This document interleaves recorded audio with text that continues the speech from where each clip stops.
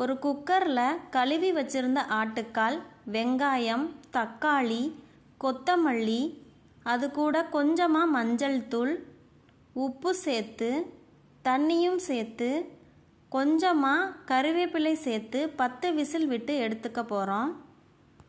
இப்போது இதுக்கு மசாலா ரெடி பண்ணிடலாம். தேங்காய், 2 பச்சை மிளகாய், ஊற வச்சிருந்த முந்திரி கசகசாவை சேர்த்து பேஸ்ட் பண்ணி எடுத்துக்கலாம். 10 விசில் விட்டு எடுத்த பிறகு ஆட்டுக்கால் ரொம்பவே நல்லா வெந்துருச்சு. இப்போது இதை தாளிக்கலாம் வாங்க. ஒரு கடாயில் எண்ணெய் ஊற்றி கறி மசாலா பொருட்களை சேர்த்து, வெங்காயம், அது கூடவே இஞ்சி பூண்டு பேஸ்ட்டு சேர்த்து நல்லா வதக்கிக்கிறலாம். இதோட பச்சை வாசனை போன பிறகு கூடவே புதினா, தக்காளியும் சேர்த்து நல்லா வதக்கிக்கிறலாம். சோம்பையும் இது கூட சேர்த்துக்கிறலாம்.